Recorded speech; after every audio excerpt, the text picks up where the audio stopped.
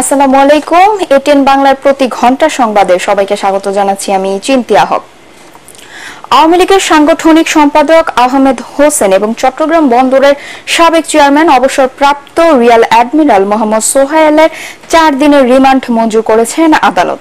যুবদল নেতা নবীন তালুকদার হত্যার ঘটনায় পল্টন থানার মামলায় পুলিশ 10 দিন রিমান্ডের আবেদন করলে ঢাকার মেট্রোপলিটন ম্যাজিস্ট্রেট মোহাম্মদ জসিমের আদালত 4 দিনের রিমান্ড মঞ্জুর করেন। মঙ্গলবার রাতে সোহেলকে বনানী থেকে এবং আহমেদ হোসেনকে গুলশান এলাকা থেকে আটক করে ডিবি।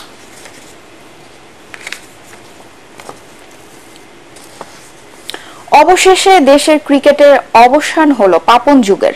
প্রায় 13 বছর পর বিসিবির সভাপতির পদ ছাড়লেন নাজমুল হাসান পাপন। দীর্ঘ সময় দায়িত্ব পালনে বিভিন্ন সময় সমালোচনার মুখে পড়েছিলেন তিনি। এতদিনে পদ আটকে থাকলেও শেখ হাসিনা সরকারের পতনের পর বিসিবির পদ ছাড়লেন আলোচিত সমালোচিত সাবেক এই মন্ত্রী। নতুন দায়িত্ব পেয়েছেন সাবেক প্রধান নির্বাচক ও জাতীয় ক্রিকেট দলের সাবেক অধিনায়ক ফারুক আহমেদ। সকালে যুব ও ক্রীড়া মন্ত্রণালয়ে বোর্ড পরিচালকদের সভায় সবার সম্মতিতে সভাপতি হিসেবে নির্বাচিত হন তিনি। বৈষম্য বিরোধী ছাত্র আন্দোলনের রাজধানী যাত্রাবাড়িতে পুলিশ সদস্যের সন্তান নারায়ণগঞ্জ আদমজী নগর এমডব্লিউ কলেজের শিক্ষার্থী ইমাম হাসান তাইম নিহতের ঘটনায় মামলা হয়েছে। ঢাকার মেট্রোপলিটন ম্যাজিস্ট্রেট শাকিল আহমেদের আদালতে নিহতের মা পারভিন আক্তার এই মামলা দায়ের করেন। এতে ওয়ারী থানার উপ পুলিশ কমিশনার মোহাম্মদ ইকবাল হোসেন ছাড়াও এডিসি শাকিল মোহাম্মদ শামীম, এসি তানজিল আহমেদ, যাত্রাবাড়ি থানার পরিদর্শক জাকির হোসেন ও এসআই শাহাদাত আলীকে আসামি করা হয়েছে। পুলিশ ব্যুরো অব ইনভেস্টিগেশন পিবিআইকে মামলাটি তদন্তের নির্দেশ দিয়েছেন আদালত। এদিকে বৈষম্য বিরোধী ছাত্র আন্দোলনের সময় রাজধানীর মিরপুরে র্যাবের হেলিকপ্টার থেকে গুলি বর্ষণে হত্যার ঘটনায় শেখ হাসিনা ও সাবেক প্রধান বিচারপতি খায়রুল হক সহ 5 জনের বিরুদ্ধে আদালতে মামলা দায়ের করা হয়েছে। একটি বেসরকারি প্রতিষ্ঠানের অফিস সহায়ক ফিরোজ তালুকদারকে হত্যার দায়ে আজ সিএমএম কোর্টে মামলা করেন তার স্ত্রী। এছাড়া বাড্ডায় একজন নিহতের ঘটনায় আরও একটি মামলা হয়েছে শেখ হাসিনার বিরুদ্ধে।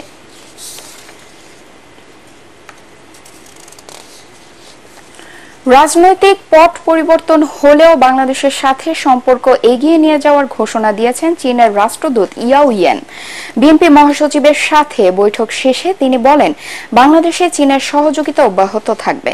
মির্জা ফখরুল জানান, বিএনপির সাথে চীনা রাষ্ট্রদূতের বৈঠকের ফলে সম্পর্ক নতুন মাত্রা পাবে।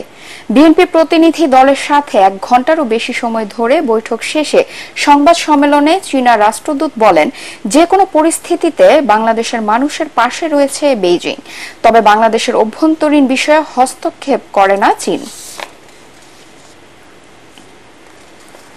এফবিসিসিআই এর বর্তমান পরিচালনা পর্ষদের পদত্যাগের দাবিতে রাজধানীর মতিঝিলে মানববন্ধন করেছেন সংগঠনটির সাধারণ পরিষদের সদস্যরা। এফবিসিসিআই সভাপতি সহ বর্তমান পরিচালনা পর্ষদকে 48 ঘন্টার মধ্যে পদত্যাগের দাবি জানান তারা। একই সাথে অবিলম্বে প্রশাসক নিয়োগের আহ্বান জানান আন্দোলনকারীরা। সকালে এফবিসিসিআই কার্যালয়ের সামনে মানববন্ধনের সাধারণ সদস্যরা বলেন, বর্তমান পরিচালনা পর্ষদের সদস্যরা দেশের ব্যবসা বাণিজ্য ও শিল্পে অবদান রাখেনি, বরং সিন্ডিকেট করে নিত্যপণ্যের দাম বাড়াতে সহযোগিতা করেছে। এফবিসিসিআই এর বাজার তদারকি কমিটি থাকলেও নিত্যপণ্যের দাম নিয়ন্ত্রণে কাজ করেনি তারা। বিগত আওয়ামী লীগ সরকারের তোষামোদী ও সিন্ডিকেট বাণিজ্যের মাধ্যমে হাজার কোটি টাকা লুটপাট করেছে। অবিলম্বে ব্যবসায়ী সিন্ডিকেট ভেঙে জিনিসপত্রের দাম সহনীয় পর্যায়ে আনতে সবার সহযোগিতা চান এফবিসিসিআই এর সাধারণ সদস্যরা। বঙ্গোপসাগরে সৃষ্ট লঘুচাপের কারণে 25 আগস্ট পর্যন্ত সারা দেশের বিভিন্ন জায়গায় মাঝারি ও ভারী বৃষ্টি অব্যাহত থাকবে, এমন পূর্বাভাস দিয়ে আবহাওয়া অধিদপ্তরের কর্মকর্তারা জানিয়েছেন, সবচেয়ে বেশি বৃষ্টি হতে পারে দক্ষিণ পূর্ব অঞ্চলের জেলাগুলোতে। এতে করে চট্টগ্রামের পাহাড়ি অঞ্চলে ভূমিধসের আশঙ্কাও রয়েছে বলে জানায় আবহাওয়া অফিস। তবে ঘূর্ণিঝড়ের আশঙ্কা নেই বলে জানান আবহাওয়াবিদরা। এদিকে পরিস্থিতি আগের চেয়ে কিছুটা স্বাভাবিক হওয়ায় বঙ্গোপসাগরে 3 নম্বর সতর্ক সংকেত উঠিয়ে নেওয়া হয়েছে।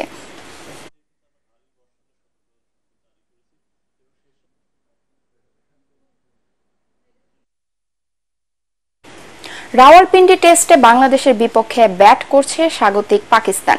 এর আগে বৃষ্টির কারণে খেলা শুরু হতে প্রায় 4.5 ঘন্টা দেরি হয়। টসে জিতে পাকিস্তানকে ব্যাটিংয়ের আমন্ত্রণ জানান টাইগার অধিনায়ক নাজমুল হোসেন শান্ত।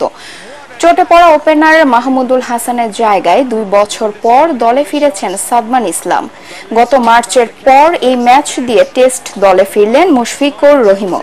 শেষ খবর পাওয়া পর্যন্ত পাকিস্তানের সংগ্রহ 3 উইকেটে 62 রান। পরবর্তী সংবাদ দেখার আমন্ত্রণ জানিয়ে এখনকার মতো শেষ করছি। এটিএন বাংলা সংবাদ ইউটিউবে দেখতে ব্রাউজ করুন youtube/ATN Bangla News। ধন্যবাদ সবাইকে।